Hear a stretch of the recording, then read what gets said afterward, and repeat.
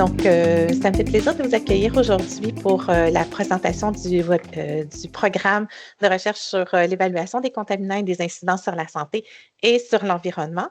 Je suis Sandy Lalonde, responsable de programme pour le secteur santé au Fonds de recherche du Québec et gestionnaire de cet appel. Et je serai accompagnée de Daniel Proulx, directeur de l'Observatoire national sur les incidences des émissions des contaminants sur la santé et de l'environnement, que maintenant on appellera Onyx par souci de raccourci pour la présentation. Donc, voici le plan de la présentation. On passera vraiment à travers l'ensemble des règles de programme, de la documentation que vous devez transmettre. On fera aussi une présentation de l'Observatoire pour bien camper le contexte du développement de l'appel de Précise. Donc, on vous invite à utiliser la section questions-réponses si vous avez des questions pour nous.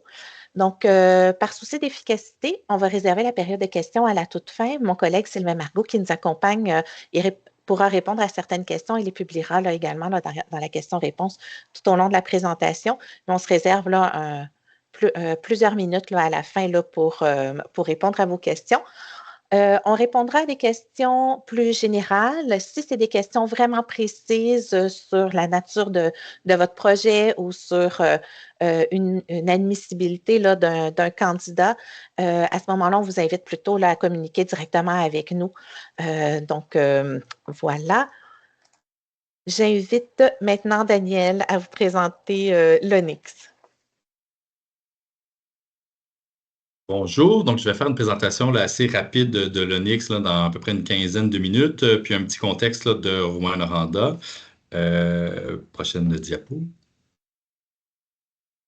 Donc, la mission de l'Onyx, c'est simplement, donc l'Onyx mobilise et accroît les connaissances des enjeux environnementaux et de santé liés aux fonderies. Donc, ancré dans une approche de santé durable, l'Observatoire favorise la synergie de l'écosystème de la recherche, soutient la prise de décision éclairée et promeut l'adoption de pratiques durables pour la transition socio-écologique.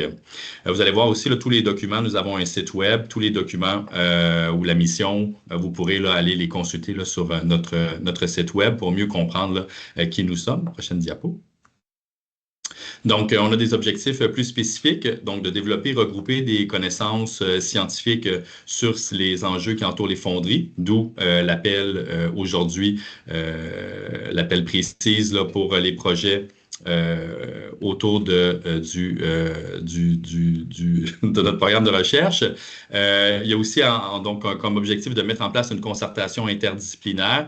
Comme vous le voyez à travers l'appel, Rouyn-Noranda, c'est un enjeu complexe, donc il faut travailler vraiment avec beaucoup d'acteurs et beaucoup de perspectives. Puis, on a des objectifs de pouvoir effectivement fournir de l'information crédible pour les personnes qui en auraient besoin pour prendre des décisions et faire avancer la situation. On peut aller changer de diapo. Donc, l'Onyx, c'est quoi? C'est essentiellement 3 personnes, moi-même, le directeur, un agent de recherche en sciences des données et une agente de recherche en gestion de l'information. Ces 3 personnes sont à votre service, vous, les chercheurs. Donc, là, j'ai un court laps de temps pour vous présenter rapidement les choses, mais vous pourrez justement nous contacter pour aller comprendre davantage notre mission et qu'est-ce qu'on fait. Et donc, puisqu'on est à une ère où les données et l'information sont le cœur de la chose, donc on a développé vraiment, on a 2 postes de professionnels qui développent des outils qui vont venir servir la communauté de recherche autour de ces 2 grands pôles-là. Puis je vais revenir sur quelques outils qu'on est en train de développer. Prochaine diapo. Donc, l'Onyx a un conseil scientifique. Vous avez ici la liste des personnes. Vous allez trouver aussi, bien sûr, sur notre site web. Ici, je voulais en profiter puisqu'on a une masse de personnes intéressées au programme. Le conseil scientifique, dans le temps, va évoluer aussi. Donc, c'est des mandats qui sont renouvelables. Donc, il est possible que l'on vous recontacte à un moment donné de par vos intérêts envers les travaux qui vont se développer à Rouyn-Noranda. Prochaine diapo. Donc, je parlais des outils. On est en train de développer 3 outils. Un outil de visualisation de données, un catalogue de documents et un dépôt de données. Le catalogue et le dépôt de données sont actuellement en développement. Donc, l'outil de visualisation des données, souvent ce qui arrive, c'est qu'il y a des données qui sont disponibles, mais c'est très difficile de les explorer. Donc, ce n'est pas tout le monde qui a les compétences techniques d'explorer des fichiers CSV de quelques dizaines de millions de lignes.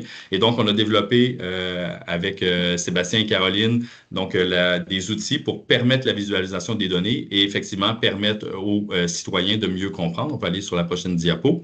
Qu'est-ce qu'il y en est? Donc, avec les projets de recherche qui vont se développer, on aura aussi un intérêt à travailler avec vous, les chercheurs, pour travailler des visualisations, puis maximiser le transfert de connaissances à la population et aux décideurs. Prochaine diapo. Donc, le catalogue de documents, si vous prenez l'histoire de Rouyn-Noranda, c'est une très longue histoire. Il y a des dizaines et des milliers de documents qui peuvent être disponibles, que ce soit des articles de médias, des rapports de recherche, des fois anciens, des fois récents, des communiqués de presse du gouvernement, des plans d'action. Et donc, il y a un foisonnement de documents. Donc, on a décidé de développer un outil qui permet de rechercher les documents et les membres de l'ONIX, puisque si vous le souhaitez puis que vous avez des intérêts de recherche, on va aussi vous inviter à devenir membre de l'ONIX. Et donc, les membres de l'ONIX auront accès directement aux documents dans ce catalogue-là. Et sinon, bien, tout ce qui est réellement public sera aussi trouvable dans le catalogue lui-même. Prochaine diapo. Donc, par rapport au dépôt de données, donc pour tout ce qui est les données finales pour favoriser aussi l'interopérabilité, donner un accès aussi en API pour des données de projets de recherche. Donc, on a un souhait vraiment de travailler à maximiser l'usage des données, puis la réutilisation de ces données-là entre différents acteurs. Et on va travailler aussi avec des partenaires locaux qui n'ont pas de lieu pour verser justement des données et qui possèdent des données pertinentes pour la recherche, pour travailler à rassembler en un lieu commun, accessible et facile ces données. Prochaine diapo. Donc, par rapport au contexte du programme, prochaine diapo. Donc, c'est allé un petit peu trop vite. Quelques études marquantes. Il faut vraiment comprendre que l'histoire de Rouyn-Noranda autour des enjeux de la pollution, c'est des enjeux qui sont anciens. Vous voyez le premier rapport en 1979, le rapport du BEST, du Bureau d'études des substances toxiques, où on avait identifié déjà à cette époque les enjeux en lien avec le plomb et le SO2, le dioxyde de soufre. Ensuite, les travailleurs en 1982 avec l'étude du Mont-Sinaï, des campagnes de plombémie, un avis sur l'arsenic en 2004 du gouvernement du Québec, des évaluations avec l'arsenic urinaire, des évaluations de biosurveillance avec des plombémies de l'arsenic unguéal, des rapports de comités interministériels, des consultations publiques sur le renouvellement plus récemment, des mémoires de citoyens, des mémoires provenant d'organisations. Tout ça compose une histoire longue et complexe. Next. Donc, tout ça amène la population à voir des enjeux qui sont vraiment fréquemment. J'en ai mis une certaine liste ici. C'est pas exhaustif. On se demande toujours pourquoi on fait des choix quand on fait des diapos comme celle-là. Le but, c'est vraiment de comprendre que la perspective, elle est vraiment holistique et transversale.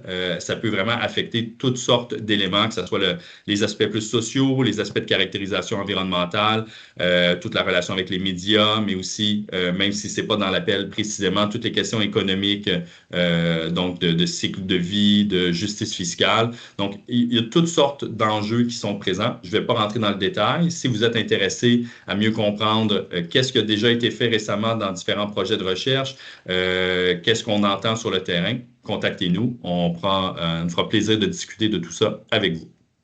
Prochaine diapo. Donc, je voulais rappeler ici le contexte là, de la proximité du milieu habité. Vous avez une simple image ici où on voit donc le stationnement de la Fonderie Horn qui est au milieu de l'image. Dans les faits, le quartier résidentiel, il est à quelques centaines de mètres là, de la cheminée principale de la fonderie et à moins de 100 mètres là, de ce qu'on appelle la gate chez nous, donc le début là, de la propriété de la fonderie. La zone tampon, des fois, là, les gens voient que ils disent c'est un quartier.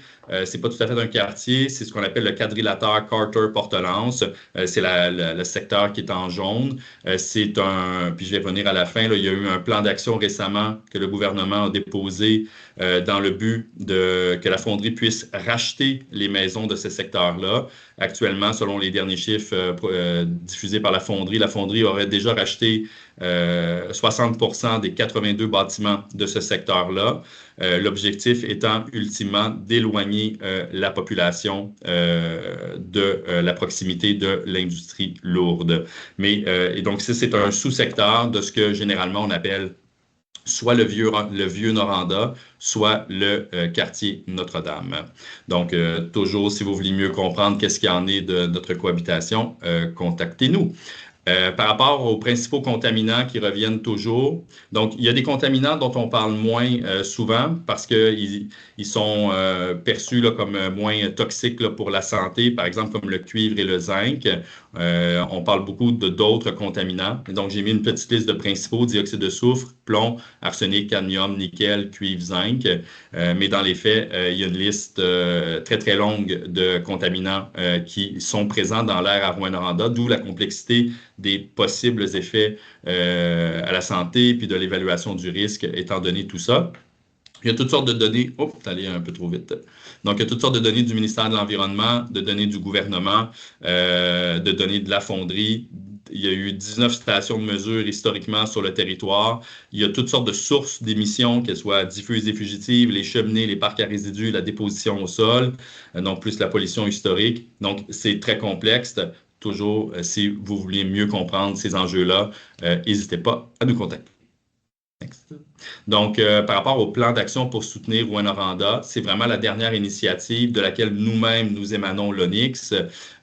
Donc, le gouvernement a développé un plan pour soutenir Rouyn-Noranda. Donc, ça, c'est la dernière action qui structure les actions sur le territoire actuellement.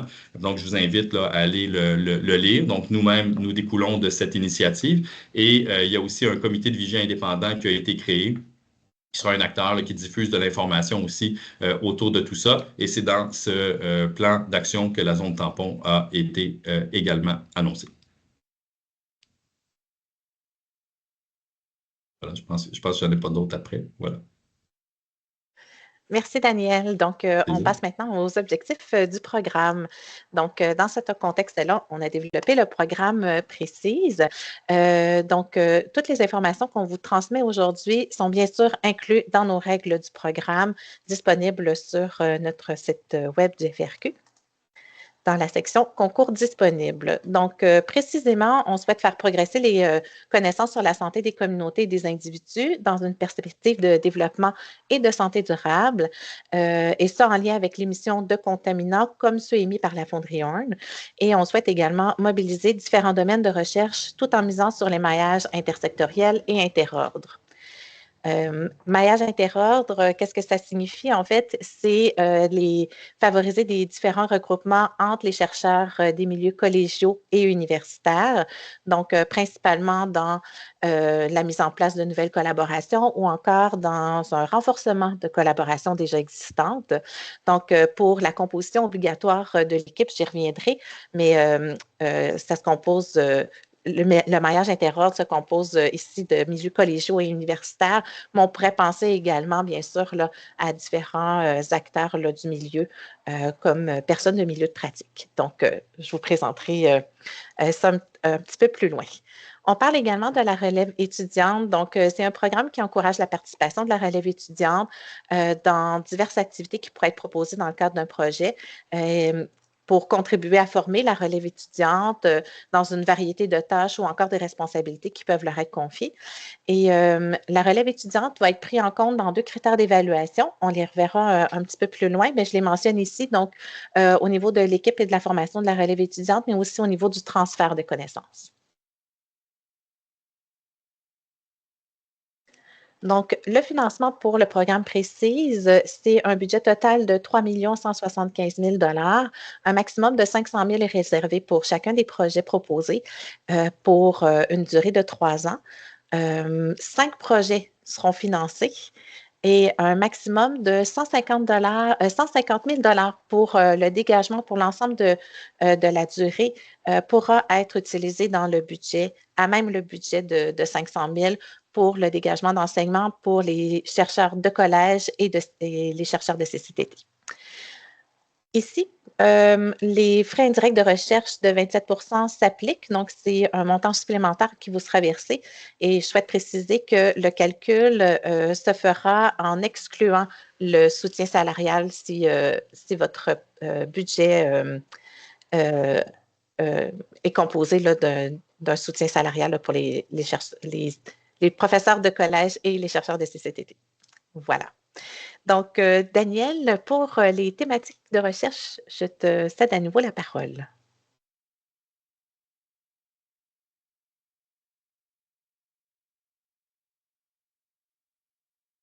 Je vais ouvrir Oui, j'ai réactivé la caméra, j'ai oublié l'autre à côté. Donc, deux grandes thématiques de recherche. Ces thématiques-là ont été établies en collaboration avec le Conseil scientifique de l'ONIX, en parlant aussi avec tous les acteurs de la communauté ici, en étant attentifs à ce qui se passe là, à Rouyn-Noranda, mais aussi dans d'autres communautés où il y a des enjeux en lien avec la transformation des métaux. Et donc, la première thématique, l'élément qui est ressorti davantage pour la partie de Rouyn-Noranda, c'est vraiment que la santé était le parent pauvre de la connaissance et était un élément qui préoccupait vraiment davantage la population. Je l'ai mentionné là, rapidement tantôt, il y a des études qui remontent depuis 1979 autour de Rouyn-Noranda. Il y a eu des études d'exposition, mais si on en connaît vraiment beaucoup sur les mousses, les poissons, tout ça, donc toute la question humaine vraiment nécessite là, davantage d'éclairage, notamment en lien avec nos connaissances aujourd'hui qui sont beaucoup plus poussées sur toutes ces questions. Donc, la première thématique, c'est vraiment l'évaluation des risques pour la santé. Quand on parle de la santé, mais la santé, elle est durable, elle est globale, donc elle concerne autant la santé physique, la santé mentale que la santé des collectivités. Pour adresser ces questions-là, vraiment, toutes les méthodes sont admissibles. Certaines ont été mentionnées dans l'appel, mais vous êtes les spécialistes de vos méthodes. Si vous en avez à nous proposer que nous ne connaissions pas, ça sera intéressant de le voir. Et autour de toute cette question-là du risque revient toujours la question de la communication du risque. Donc, comment les acteurs parlent du risque, mais aussi comment les gens reçoivent le risque. Et c'est un aspect là, important dans toute cette thématique-là qui peut être bien aussi là, apporté. Donc, la deuxième thématique, c'est vraiment la dynamique puis les profils d'exposition aux contaminants d'origine industrielle, donc en priorité ceux là, des fonderies. J'aime bien le formuler en disant, la question ici, c'est comment les gens s'exposent. Donc, l'évaluation du risque, c'est très important, mais quand on vit à Rouyn-Noranda, même les citoyens ont observé des choses qui devraient être davantage prises en considération dans ces réflexions-là, notamment, par exemple, dans le point 2, vous avez là, les pics d'exposition ou la saisonnalité ou la direction des vents. C'est vraiment des facteurs qui ont une incidence importante sur la dispersion des contaminants dans la ville.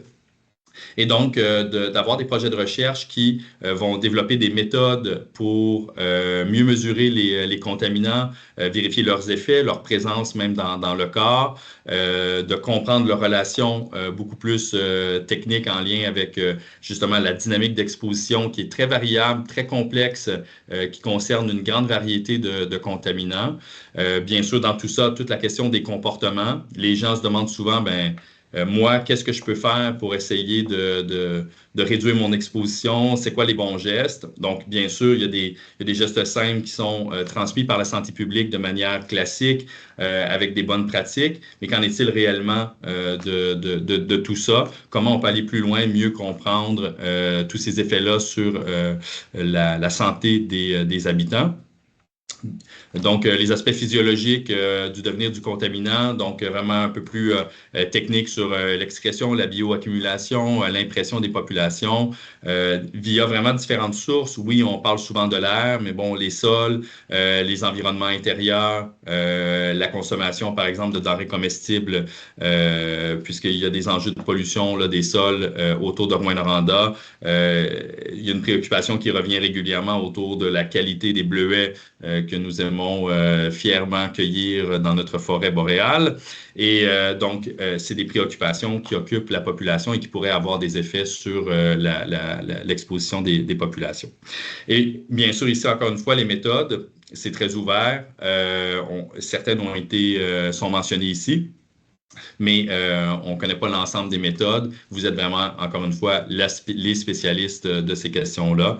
C'est à vous de nous convaincre quelle serait la meilleure façon d'aider la population de Rouyn-Noranda, de comprendre cette dynamique-là et de venir répondre à un ensemble de questions qui sont en suspens quand même depuis assez longtemps, même si on a, j'ai envie de dire, là, quelques photographies qui nous donnent quand même de l'information dans le temps.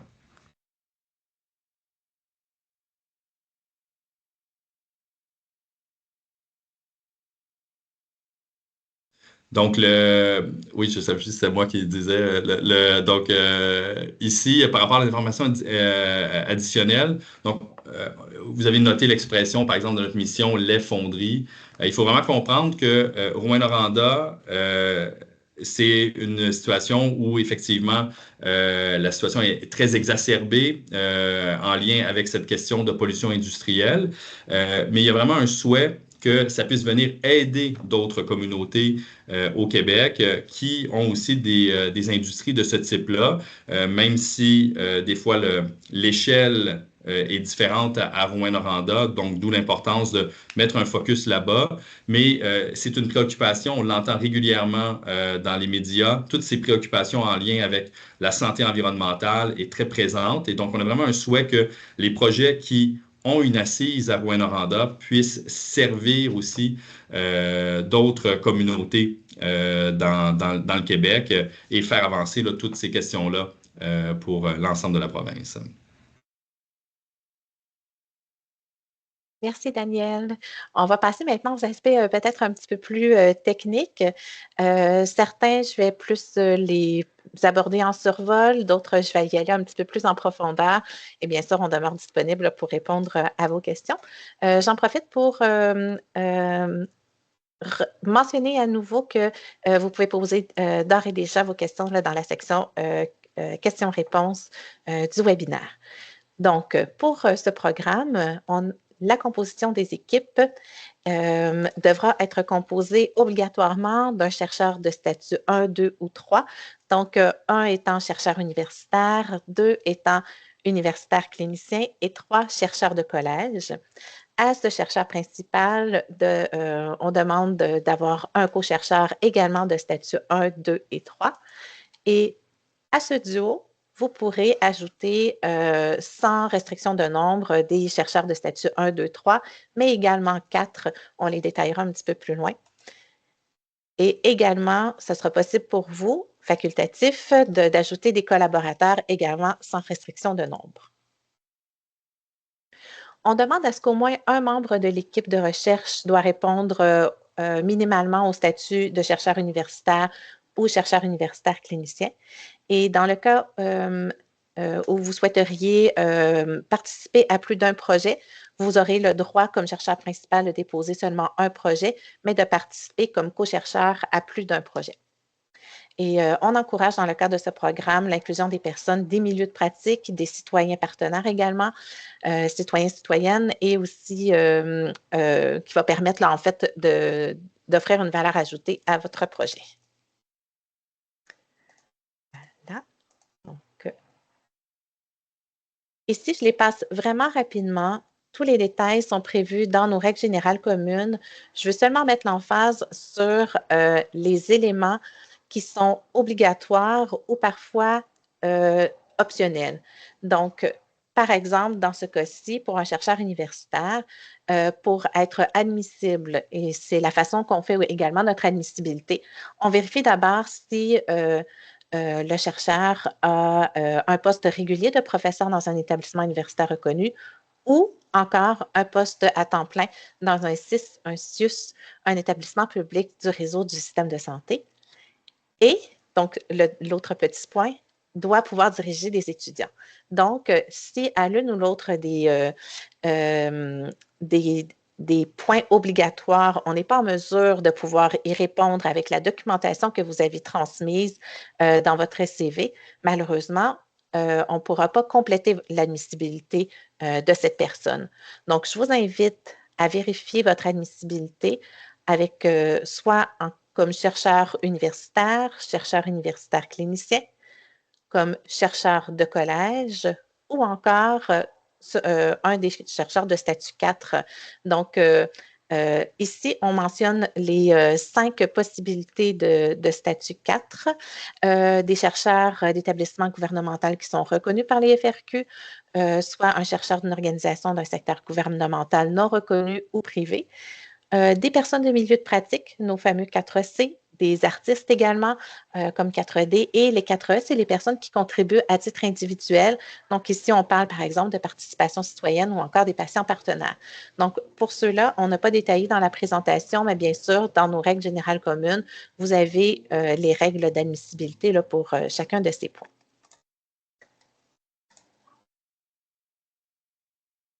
Donc, les principales étapes à venir pour ce programme. Aujourd'hui, le webinaire, la pré-demande est prévue le 30 octobre. Pour cette pré-demande, on fera dans l'admissibilité et vous recevrez en fait la confirmation là, de votre admissibilité par courriel. Et à ça s'ajoutera une invitation à participer à notre séance d'information et de réseautage. On détaillera un petit peu plus tard les détails là, de cette activité. Par la suite, vous aurez jusqu'au 19 mars pour pouvoir préparer votre demande complète et les résultats seront annoncés à la fin, en courant du mois de juin 2026. Donc, les étapes. On a essayé ici de regrouper en fait les différentes étapes, mais bien sûr qu'il y a plusieurs sous-étapes reliées. Donc, dans un premier temps, on vous demande de bien lire les règles de programme et la boîte à outils.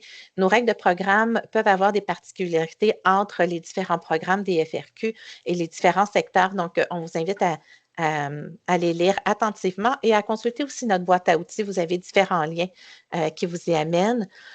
Au besoin, et là, ici, je le précise, si vous êtes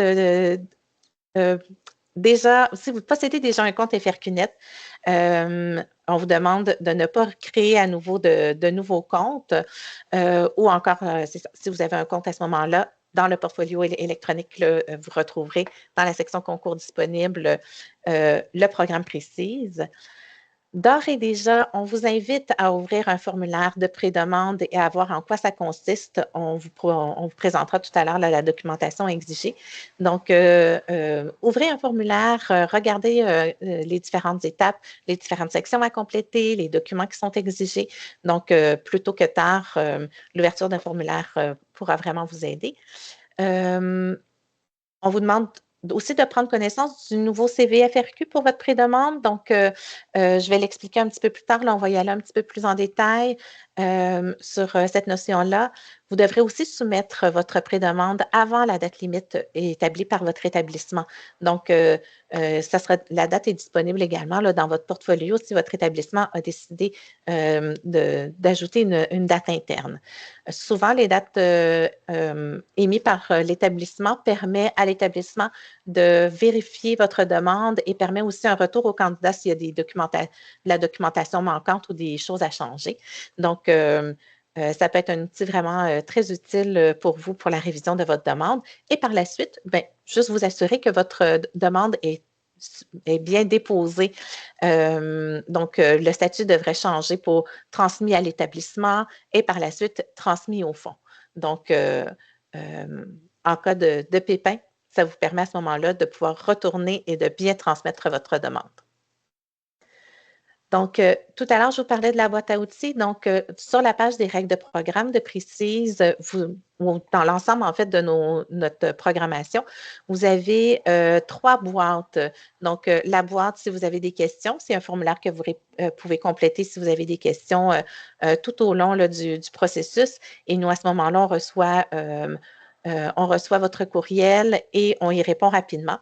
Dans la boîte à outils, vous avez les différents liens que vous avez besoin, mais aussi peut-être un complément d'information qui pourrait vous être très utile et la table des matières pour vous diriger là, plus rapidement dans les différentes sections des règles de programme qui sont souvent très longues. On travaille maintenant avec un nouveau site FRQNet depuis cet été, donc peut-être que vous avez eu la chance d'y aller. Donc, si vous avez déjà un compte FRQNet, surtout, ne pas vous créer un nouveau. L'interface a changé, mais les mots de passe et le compte utilisateur demeurent le même. Donc, si vous avez un souci pour entrer, si vous avez un oubli de mot de passe, vous pouvez communiquer avec notre centre d'assistance parce qu'un duplicateur va causer des problèmes là, par la suite. Donc, évitez là, de créer un nouveau compte. Donc, vous trouverez, en fait, on a on doit naviguer là, dans l'interface. Il y a des programmes qui sont dans la nouvelle interface et d'autres programmes qui sont encore dans l'ancienne interface. Donc, tout en haut de la page, vous trouverez Ancien portail FRQNet. Donc, le programme précis se trouve à cet endroit et vous aurez à cliquer par la suite sur le portfolio électronique. Donc, vous tomberez sur l'interface que vous connaissez déjà et comme le secteur santé et le secteur gestionnaire de l'appel, vous retrouverez dans la section concours disponible le formulaire de pré-demande pour le concours précis. Ici, l'étape de la demande, en fait, c'est que il y a certains documents que vous aurez transmis à la pré-demande seront conservés au moment de la création de de la demande. Donc, ce sera à mettre à jour finalement là, cette documentation-là. Je vais revenir un petit peu plus tard là, dans la documentation exigée parce que le nombre de pages peut changer. Donc, on vous demande aussi de consulter la liste des documents exigés à la demande, la liste est beaucoup plus exhaustive, et bien sûr, de soumettre votre demande avant la date établie là, par votre établissement. Donc, au niveau des documents exigés, tout est dans le formulaire et également dans les règles de programme. Ici, on a fait une petite liste pour essayer là, de vous y retrouver. Donc, bien sûr, vous aurez le formulaire électronique. Dans le formulaire électronique, il y a différentes sections à compléter, mais il y a également des documents à joindre, dont une description de projet, des références bibliographiques, des rôles des membres de l'équipe. Donc, la liste, au niveau des prédemandes, normalement, on essaie de conserver cette liste-là au minimum. L'étape de la pré-demande nous permet normalement de mieux cibler l'expertise qu'on doit aller chercher pour l'évaluation. Et on vérifie également l'admissibilité des membres qui composent les équipes en vue de l'étape de la demande. Vous aurez à compléter le nouveau CV FRQ et à joindre également un complément de CV FRQ. Je vais y revenir dans les prochaines diapos. Donc, le nouveau CV FRQ, en fait, toute l'information sur le nouveau CV se retrouve sur une page qui lui est dédiée. Le nouveau CV est une évolution qui est en adéquation, en fait, avec les démarches des organismes subventionnaires fédéraux qui ont annoncé, en fait, l'abandon du CV commun. Et dans le cadre de Précise, comme on a l'étape de la pré-demande qui se trouve cet automne et l'étape de la demande qui se trouve à l'hiver, étant donné que le CV commun n'était plus supporté à partir du début de l'année prochaine, on a tout de suite passé au nouveau CV descriptif pour ce programme. Donc, le nouveau CV descriptif permet, entre autres, d'alléger nos processus au niveau du dépôt des demandes, mais aussi permet une meilleure concordance là, avec le changement dans l'évaluation de recherche là, avec l'aspect Quora. Ça nous permet d'accommoder aussi une plus grande diversité de profils de recherche au niveau des milieux académiques, mais aussi nos statuts 4. Donc, on parle des artistes, des citoyens, citoyennes, patients partenaires, mais les personnes de milieu de pratique également qui auront à remettre un CV FRQ. Donc, toute l'information et nos gabarits se trouvent sur la page. Vous avez également les liens dans nos règles de programme. Je vous invite à aller consulter la documentation si vous n'avez pas pu participer au webinaire que le FRQ a offert plus tôt là, au début là, du printemps, si je ne me trompe pas. Et si vous avez plus de questions en lien avec le CV FRQ, ça nous fera plaisir d'y répondre. Sur la page, comme vous pouvez voir également, il y a un webinaire qui a été offert spécifiquement en lien avec le CVFRQ, donc je vous invite à le consulter. Le CVFRQ nous permet aussi, en fait, vous permettra de mettre en valeur l'expertise que vous avez et vos compétences qui sont pertinentes en prenant en considération là, toutes vos contributions et réalisations qui sont en lien avec l'appel. Donc, c'est la particularité là, du CV descriptif. Ici, c'est un peu technique. Je l'explique pour que vous puissiez peut-être reconsulter le webinaire si vous avez des soucis pour le dépôt, étant donné que c'est la première fois que le programme précise et un genre de projet pilote aussi là, pour l'utilisation du CV descriptif. Donc, il y a des nouvelles sections qui se retrouvent maintenant dans le formulaire que vous avez peut-être jamais vu auparavant. Donc, le CV FRQ pour les chercheurs principaux devrait être déposé dans une nouvelle section qui s'appelle maintenant CV FRQ. Pour les personnes de milieu de pratique et les artistes, c'est directement dans la section personnes de milieu de pratique, citoyens, citoyennes que vous connaissez déjà, mais un nouveau bloc a été ajouté.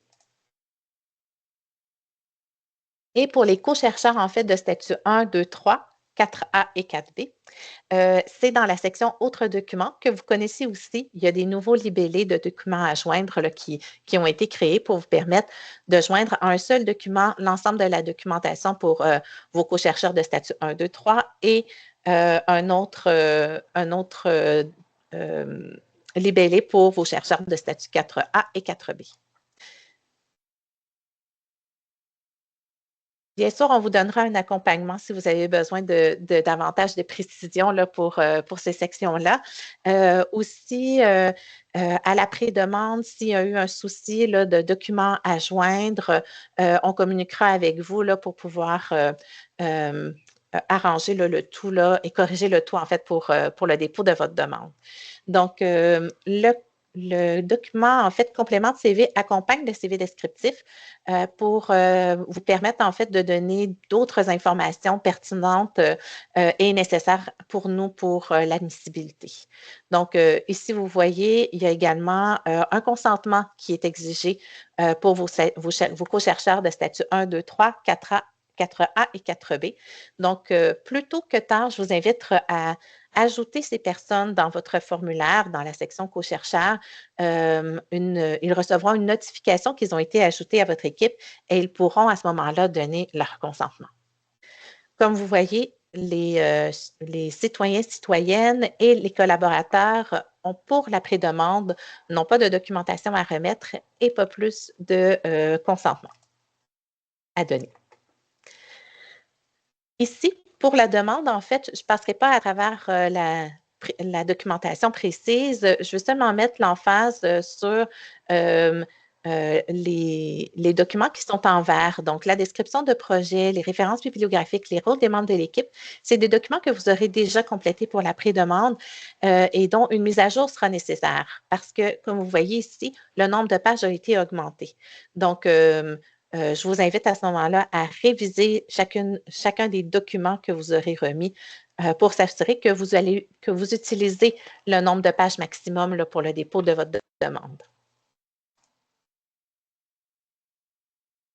Dans la section budget, vous aurez une justification budgétaire à donner et aussi préciser les postes budgétaires que vous allez utiliser. Si vous souhaitez offrir un un dégagement de la tâche d'enseignement ou un soutien salarial pour les chercheurs de CCTT, c'est à même votre budget. Donc, tout à l'heure, on mentionnait que c'est un maximum de 150 000 là, qui peut être budgété pour toute la durée de l'octroi. Donc, vous aurez à le préciser directement dans la section budget.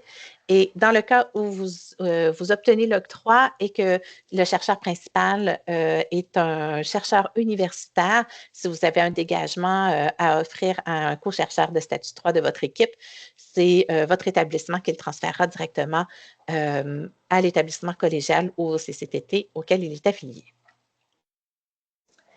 Donc, ici, on mentionne les documents qui sont obligatoires pour la demande et d'autres qui sont optionnels. Donc, dans les différentes, dans la section Autres documents, il y a une possibilité de voir la liste des documents qui sont exigés et ce qui est obligatoire pour tous, c'est une lettre d'appui de l'établissement gestionnaire et d'autres qui sont obligatoires si c'est applicable à votre situation. Donc, je vous invite à bien regarder chacun des documents, comme par exemple, vous aurez à remettre un formulaire d'intérêt pour les chercheurs de statut des citoyens et citoyennes qui participeraient à votre projet, si vous en avez dans votre équipe. Sinon, ce document-là n'est pas obligatoire. Donc, pour l'ensemble des documents, si applicable à votre situation, c'est vérifiez bien là, si vous en avez besoin ou non. En cas de doute, communiquez avec nous. Souvent, les gens se questionnent sur la lettre d'appui de l'établissement où se déroule la recherche. Donc, si votre établissement gestionnaire est également l'établissement où se déroule la recherche, vous n'aurez pas à remettre une deuxième lettre. Par contre, par exemple, un chercheur principal, un établissement gestionnaire du chercheur principal pourrait recevoir la subvention, mais par manque par souci en fait de laboratoire ou d'espace, la recherche se déroule dans un autre établissement. Dans ce cas-là, on va demander une seconde lettre d'appui. Donc, ici, pour la demande, pour les autres membres, vous voyez que le formulaire d'intérêt s'ajoute pour les co-chercheurs de statut 4E et également la possibilité d'ajouter des lettres d'appui pour les collaborateurs. Comment vérifier si le consentement de vos co-chercheurs est fait? Donc, on vous invite à aller directement dans pour regarder en fait comment faire. Il y a une petite capsule d'information qui vous permet là, de comprendre là, comment ça fonctionne. Si vos co-chercheurs aussi ont besoin là, de créer, par exemple, un nouveau compte FRQNet. Et en fait, lorsque vous irez dans votre portfolio, vous pouvez suivre le consentement dans la section, en fait, Autres statuts. Vous cliquez sur Visualiser et à ce moment-là, vous aurez la liste des co-chercheurs que vous avez déjà mentionnés dans la section co-chercheurs de votre formulaire et vous pourrez suivre si le consentement est requis ou non et si la personne a déjà remis son consentement ou non. C'est important de valider, en fait, et de bien vérifier si vos co-chercheurs ont bien consenti. Parce que s'il manque un consentement d'un co-chercheur pour lequel le consentement est obligatoire et que le consentement n'est toujours pas fait au moment de la date limite du dépôt de la prédemande ou de la demande, le formulaire, vous ne serez pas en mesure de transmettre votre formulaire. Donc, c'est vraiment important là, de suivre le consentement. Dans les règles de programme, on parle de santé durable. Donc, ici, je ne ferai pas une présentation sur la santé durable aujourd'hui, mais en fait, votre projet doit s'inscrire dans un des objectifs de santé durable. Donc, ici, on a sélectionné quelques objectifs de développement durable qu'on jugeait que le programme précise, le programme passé s'était concerné. Donc, vous aurez une section d'objectifs de développement durable à compléter au moment du dépôt de la demande, mais aussi un formulaire de santé durable à joindre à votre demande. Donc, ici, en fait, toutes les propositions doivent s'inscrire en cohérence avec le principe clé de santé durable. L'impact de la santé humaine la santé environnementale est tout aussi, en fait, la santé environnementale est tout aussi importante sur la santé humaine. La santé humaine est au cœur du programme précis, est au cœur de la santé durable et à ça, à ce moment, gravite tout type de questions ou d'approches. Donc, on va vous demander, en fait, de préciser en quoi votre projet contribue à l'atteinte d'une santé durable. Donc, vous aurez aussi à identifier différents domaines ou moyens à privilégier et aussi différents objets de recherche ou des champs d'action. On ne s'attend pas à ce que votre projet touche l'ensemble de ces champs d'action ou l'ensemble de ces objets de recherche. Vous aurez à identifier où votre projet se situe exactement. Donc, le formulaire de santé durable, en fait, la santé durable au sein des FRQ est appelée à évoluer. Donc, on va utiliser votre formulaire de santé durable pour nous permettre, en fait, pour permettre aux évaluateurs, en fait, de se familiariser avec les notions de santé durable, mais aussi pour nous permettre, avec le comité d'évaluation, de développer aussi un vocabulaire qui entoure la santé durable. Donc, ce n'est pas une notion qui va être évaluée. On va seulement demander au comité d'évaluation de nous aider à développer ce vocabulaire-là.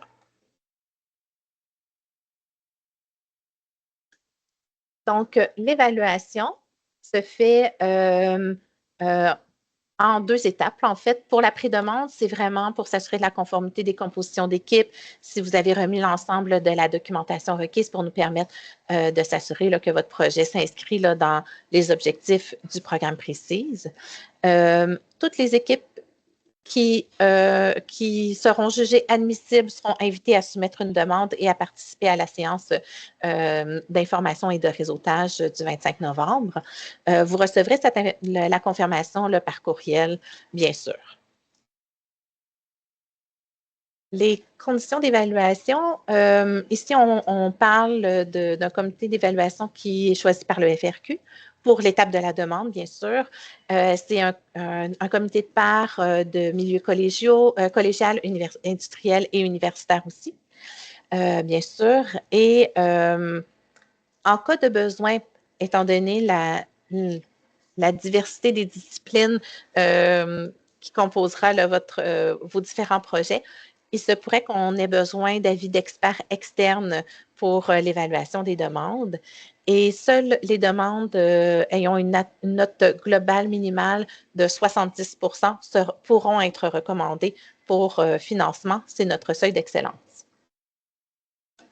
Donc, les critères d'évaluation pour la demande, ils sont détaillés ici. Je ne les expliquerai pas en détail, mais en fait, les évaluateurs devraient pouvoir retrouver l'ensemble des informations dont ils ont besoin pour procéder à leur évaluation dans la documentation que vous avez remise.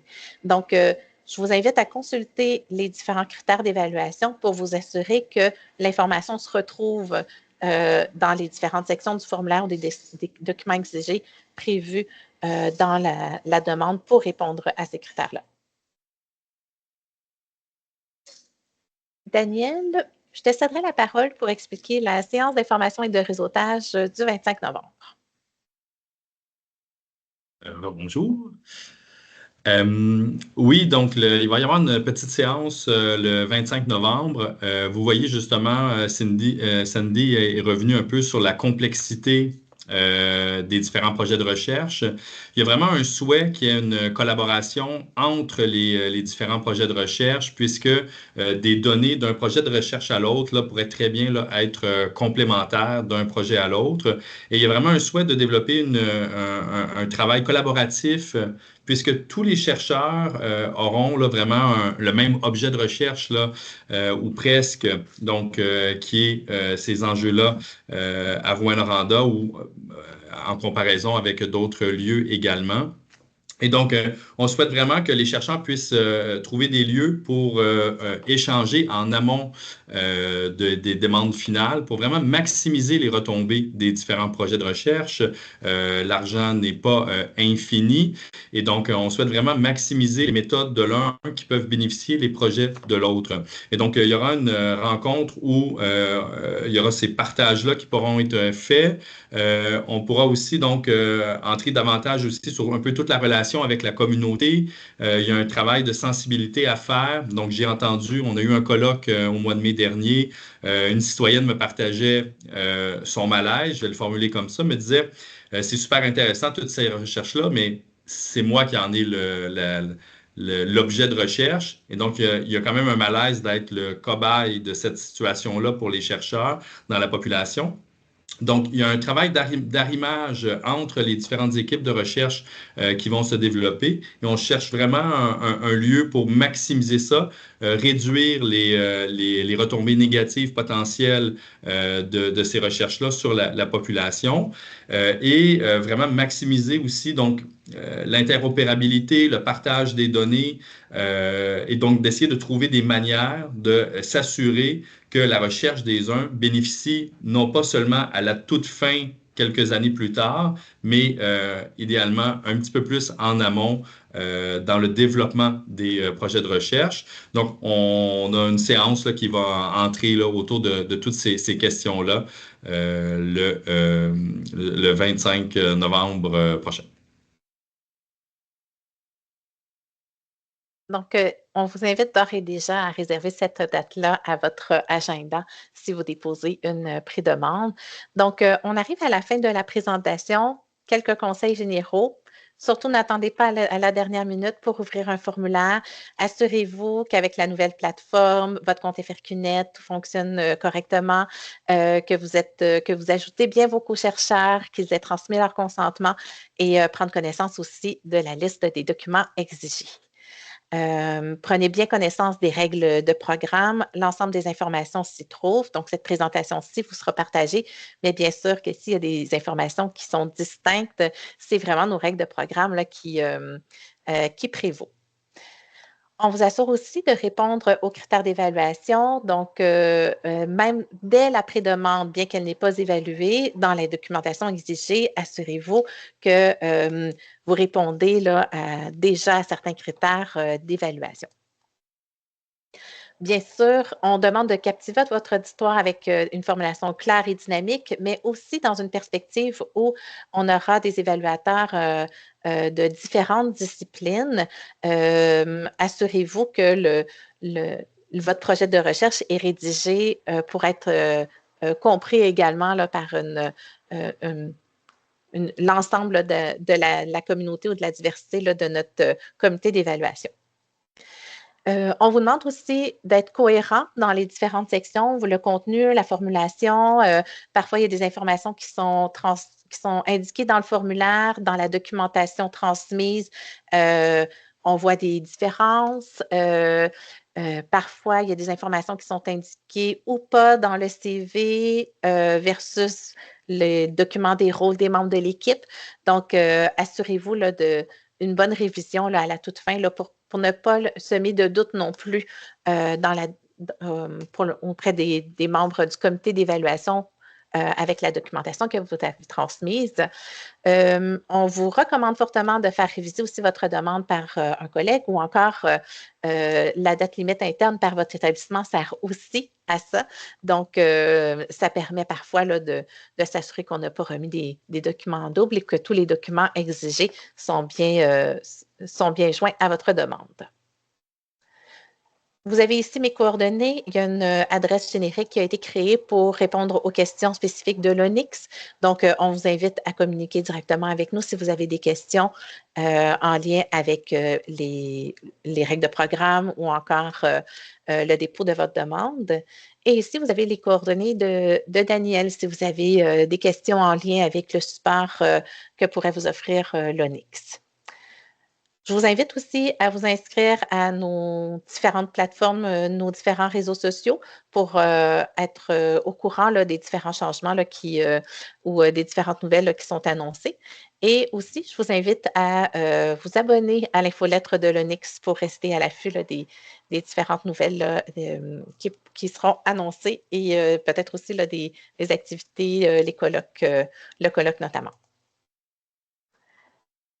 Je vous souhaite une bonne rédaction et on est maintenant rendu à la période des questions. Je vais arrêter mon partage d'écran.